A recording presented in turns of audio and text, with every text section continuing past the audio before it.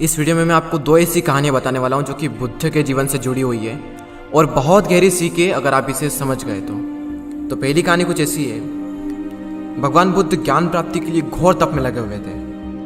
उन्होंने खूब यात्राएं की, घने जंगलों में खूब साधनाएं की, लेकिन फिर भी उनका मकसद पूरा नहीं हुआ। उन्हें आत्मज्ञान की प्राप्ति नहीं हुई और एक दिन वो निराश होकर, डीमोटिवेट होकर सोचने लगे, यार मैंने इतनी तपस्या की और मुझे अंत में कुछ भी नहीं मिला, अब मैं आगे क्या कर पाऊंगा। और इन्हीं नेगेटिव थॉट्स की वजह से उनकी हिम्मत पूरी तरह से टूट चुकी थी। तभी कुछ देर बाद उन्हें प्यास लगी और अपनी प्यास बुझाने के लिए वे एक झील के पास में गए और झील के पास में उन्होंने एक अद्भुत दृश्य देखा।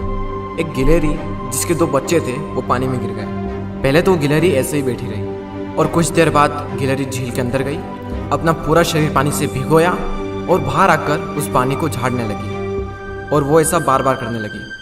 बुद्ध सोचने लगे ये गिलहरी कितनी मूर्ख है, क्या इसे लगता है कि इस तरह से ये झील खाली हो जाएगी। लेकिन गिलहरी ऐसा बार बार करती रही और कुछ देर बाद बुद्ध को ऐसा लगा कि मानो गिलहरी कह रही हो कि ये झील सूखे या ना सूखे ये मुझे नहीं पता, लेकिन मैं अपना प्रयास नहीं छोड़ूंगी। और उस छोटी सी गिलहरी ने बुद्ध को अपने लक्ष्य से भटकने से रोक लिया। बुद्ध सोचने लगे, जब ये नन्ही सी गिलहरी इतनी कम ताकत होने के बावजूद भी इतना बड़ा दृढ़ संकल्प ले सकती है, तो मैं तो इससे 100 गुना ज़्यादा शक्तिशाली हूँ, तो मैं क्यों नहीं कर सकता।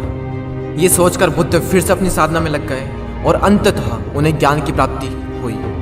तो ये थी पहली कहानी। अब चलते हैं दूसरी कहानी की ओर। भगवान बुद्ध से आकर एक व्यक्ति ने पूछा कि मैं खुशियाँ चाहता हूँ, आई वॉन्ट हैप्पीनेस।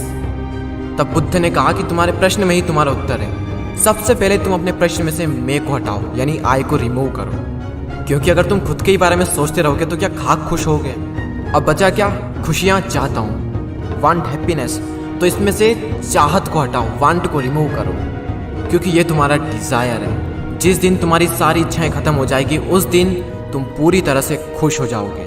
तो इस चाहत को खत्म करो और अब जो बचता है वही खुशियाँ हैं। कमेंट करके बताइए कि आपको कौन सी कहानी पसंद आई।